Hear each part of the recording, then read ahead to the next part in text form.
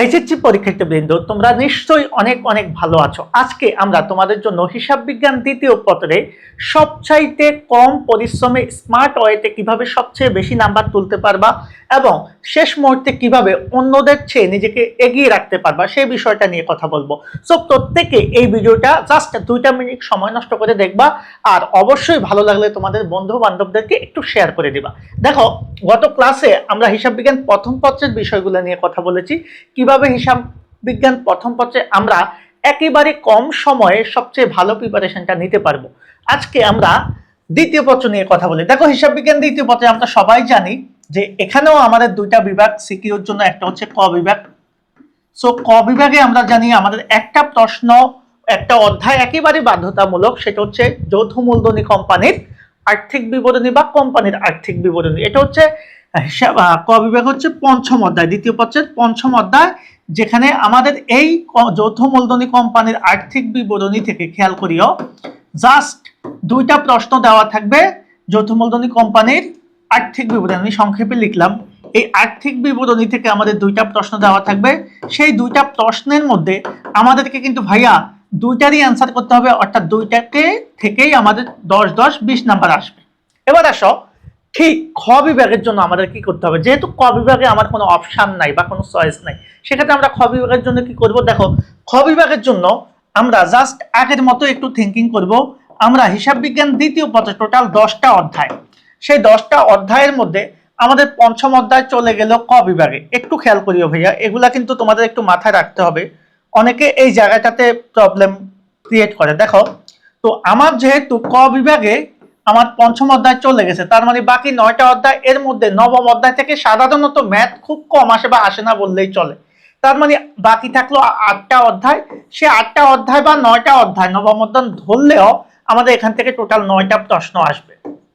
কারণ এই 9টা প্রশ্ন থেকে আমাকে অ্যান্সার করতে হবে 5টা, কারণ আমার তো 70 নাম্বারের সিকিউ। সো এখান থেকে 9টা প্রশ্ন দেওয়া থাকবে, যার মধ্য থেকে আমি চাইলে প্রায় 50% প্রশ্ন স্কিপ করে 5টা প্রশ্নের উত্তর করতে পারবো। সেই 5টা প্রশ্ন থেকে আমার 50 নাম্বার আসবে। সো টোটাল হচ্ছে আমাদের 70 নাম্বারের সিকিউ আর এমসিকিউ 30, টোটাল 100 নাম্বার।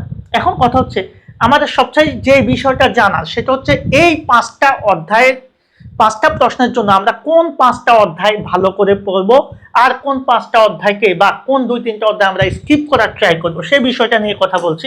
দেখো, আমি শুরুতে একটা কথা তোমাদের সাথে আবারও শেয়ার করি। আমরা যে 5টা অধ্যায় শিখেছি ভাইয়া, এই 5টা অধ্যায় যে আমরা শিখবো, এই 5টা অধ্যায় মূলত আমরা শিখবো খুব স্মার্ট ওয়েতে। দেখো, এই 5টা অধ্যায়ের জন্য আমাদের কিন্তু 8টা বা 9টা অধ্যায় আছে। তো এর মধ্যে আমাদের দ্বিতীয় অধ্যায়ের নাম হচ্ছে অংশীদারি ব্যবসা। আমি জাস্ট সংক্ষেপে লিখছি, তোমরা এগুলা জানো। অংশীদারি ব্যবসা একটু খেয়াল করবা। আমরা চতুর্থ অধ্যায়, এটাকে আমরা বলবো হচ্ছে যৌথ মূলধনী কোম্পানির মূলধন, বা এটাকে আমরা বলি শেয়ার সংক্রান্ত শেয়ার ইস্যু। ওকে, এরপরে হচ্ছে আমাদের ষষ্ঠ অধ্যায় হচ্ছে আর্থিক বিবরণী বিশ্লেষণ, যেটাকে আমরা অনুপাত বিশ্লেষণও বলি। আমি জাস্ট সংক্ষেপে নামগুলা লিখতেছি তোমাদের সুবিধার্থে। এরপরে আমাদের অষ্টম অধ্যায়, খেয়াল করো, অষ্টম অধ্যায়টার নাম হচ্ছে আমাদের ভাইয়া মজুদ পণ্যের হিসাব রক্ষণ পদ্ধতি বা লিপো পিপো। এই মজুদ পণ্যের হিসাব রক্ষণ পদ্ধতি, এখান থেকে আমাদের লিপো পিপো অথবা আমাদের ওএম ভারযুক্ত গড় পদ্ধতি, ওয়েটেড এভারেজ মেথড, এখান থেকে একটা প্রশ্ন আসে। এরপরে আমাদের হচ্ছে দশম অধ্যায়। আমি জাস্ট সংক্ষেপে দশম অধ্যায়ে আমাদের এটাকে আমরা বলি সিবিপি বা ব্যবস্থাপনা হিসাব বিজ্ঞান পরিচিতি। আমি যে 5টা অধ্যায় এখানে চয়েস তোমাদের করে দিলাম, এই 5টা অধ্যায় থেকে 100% 5টা প্রশ্ন তুমি কমন পাবা, এতে কোনো সন্দেহ নাই, 100%। এখন কথা হচ্ছে, আমি এই 5টা অধ্যায় কেন দিলাম? কারণ হচ্ছে ভাই, এই 5টা অধ্যায় তুলনামূলক অন্যান্য অধ্যায়গুলোর চেয়ে সহজ। ফার্স্ট কথা এটা।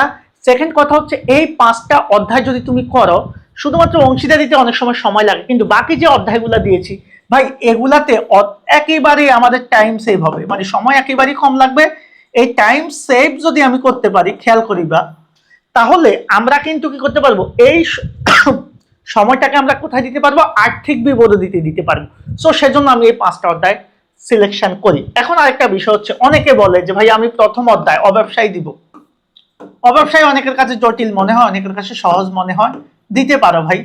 অনেকে বলে আমি তৃতীয় অধ্যায় নগদ প্রবাহ দিব, নগদ প্রবাহ। অনেকে কি করে, আমি সপ্তম অধ্যায় হচ্ছে আমাদের উৎপাদন ব্যয় হিসাব, উৎপাদন ব্যয় হিসাব বা উৎপাদন ব্যয় বিবরণী। তবে এখানে দুইটা অংশ হচ্ছে, একটা হচ্ছে উৎপাদন ব্যয় বিবরণী, আরেকটা হচ্ছে বেতন ও মজুরি বিবরণী। তো এর মধ্যে যদি বেতন ও মজুরি বিবরণীটা আসে তাহলে আমাদের জন্য খুব সহজ হয়। বেতন ও মজুরি বিবরণী এটা আমরা দিতে পারি। তার মানে আমি কি বুঝাচ্ছি, তোমার এই 5টা অধ্যায় চয়েস করতে হবে এমন কোনো কথা নাই, কারণ অংশীদারি অনেকে দিতে চায় না। তো তাদের জন্য আমি একটা টেকনিক বলি, তুমি ভাই হয় এখান থেকে ধরো তোমার মনে হচ্ছে যে তুমি এখান থেকে অংশীদারি দিবা না, তুমি যৌথ মূলধনী কোম্পানির মূলধন বা শেয়ার ইস্যু অবশ্যই দিবা, অনুপাত অবশ্যই দিবা, কারণ এটা আর্থিক বিবরণীর সাথে রিলেটেড, লিপো বিপো তো দিবাই, সিভিপি খুব সহজ, জাস্ট 2টা 3টা সূত্র মনে রাখলে এই অঙ্কটা খুব ইজিলি করতে পারবা। আর এই অঙ্ক শেখার একটা টেকনিক আছে, আমি যদি কখনো সুযোগ পাই তোমাদের সাথে শেয়ার করবো। এখন দেখো, তাহলে এই 5টা অধ্যায়ের মধ্যে তুমি 4টা অধ্যায় নিলে, আর এখান থেকে অংশীদারি না নিয়ে তুমি এখান থেকে বেতন ও মজুরি দিতে পারো। অথবা তুমি যদি মনে করো যে ভাইয়া বা স্যার আমি এই 5টা অধ্যায়ও শিখবো, পাশাপাশি আমি এখান থেকে বেতন ও মজুরিটাও শিখে রাখবো, তাহলে আরো ভালো হবে, তুমি চয়েস মতো দিতে পারবা তোমার। আরেকটা বিষয় হচ্ছে, কেউ যদি মনে করো আমি অংশীদারি না দিয়ে ভাই আমি নগদ প্রবাহ দিব, তাও তোমার জন্য ওকে, কারণ অনেকে নগদ প্রবাহটা অনেকের কাছে কি মনে হয়, সহজ মনে হয়। সো তুমি চাইলে নগদ প্রবাহ দিতে পারবা, কোনো প্রবলেম নেই, মানে তোমার চয়েস। আমি জাস্ট আমার একটা এক্সপিরিয়েন্স তোমার সাথে শেয়ার করলাম, কারণ আমি দীর্ঘ প্রায় 16 বছর যাবত এই লাইনে আছি, আমি জানি আসলে স্টুডেন্টের প্রবলেম কি হতে পারে। সো আমি গত ক্লাসে কিন্তু প্রথম পত্র নিয়ে এইরকম একটা সাজেশন দিয়েছি, আজকে দ্বিতীয় পত্র দিলাম, তোমাদের ভালো লাগলে অবশ্যই জানাবা। পাশাপাশি যেই কাজটা করবা অবশ্যই তোমাদের বন্ধু বান্ধবকে একটু শেয়ার এবং মেনশন করে দিবা। আমরা নিয়মিতভাবে তোমাদের জন্য ক্লাস দেব, আর সামনে হচ্ছে আমাদের প্রি ক্লাস চালু হচ্ছে, আমাদের পেইড কোর্স অলরেডি চলমান। সবাই যারা একেবারে শেষ মুহূর্তে, জাস্ট 35 দিনের একটা কোর্স আমরা এনেছি, যেখানে আমরা শুধুমাত্র অ্যাকাউন্টিং না, আমরা অ্যাকাউন্টিং, ম্যানেজমেন্ট, ফাইন্যান্স, মার্কেটিং, এরপরে এই 4টা সাবজেক্টেরই আমরা একেবারে শূন্য থেকে একবারে শেষ পর্যন্ত ভালো একটা প্রিপারেশনের ব্যবস্থা করে দিব। আর যেহেতু পরীক্ষা আমাদের একটু পিছিয়েছে, আমাদের জন্য এই প্রিপারেশনটা নেওয়া আরো বেশি সহজ হবে। এখানে তোমরা স্পেশাল সাজেশন বুক পাবা, স্পেশাল হ্যান্ড নোট পাবা, পিডিএফ পাবা, তারপর হচ্ছে আমাদের এমসিকিউ শিট পাবা, সিকিউ প্র্যাকটিস শিট পাবা, অনেক কিছুই পাবা এখানে। পাশাপাশি আমাদের একটা সাজেশন বুক আছে বিজনেস মেন্টর, সেই বইটাও আমরা প্রোভাইড করার ট্রাই করব। এর পাশাপাশি আমাদের কিছু রেকর্ডেড গিফট কোর্স আছে, ইংলিশ বাংলা আইসিটি, সেগুলো তোমরা পাবা। সো এই কোর্সটা আমরা নিচ্ছি টোটাল 1500 টাকা। সো এই 1500 টাকার কোর্সটা আমরা জাস্ট প্রথম 100 জনের জন্য 50% ডিসকাউন্টে 750 টাকা নেব। যদি মনে হয় যে আমি শেষ মুহূর্তে আমি পারি, তারপরে আমি একটু সবকিছু ঝালাই করব বা আমি একটু রিভিশনটা দিয়ে দেবো, তাহলে এই কোর্সে অ্যাড হতে পারো। আর যাদের একান্ত বেসিকের সমস্যা, তারাও অ্যাড হতে পারো, তাদের জন্য আমরা বেসিকের জন্য আলাদা একটা স্পেশাল ব্যবস্থা করেছি। সো প্রত্যেককে স্বাগতম জানাচ্ছি আমাদের এই কোর্সে। চাইলে তোমরা যে কোনো সময় এনরোল করতে পারো, সময় কিন্তু ভাইয়া খুবই সীমিত, এই শেষ সময়ে অবশ্যই কাজে লাগাতে পারো। আমরা অনেক এক্সপিরিয়েন্স একটা টিম তোমাদের জন্য কাজ করছি, আশা করি তোমরা নিরাশ হবা না।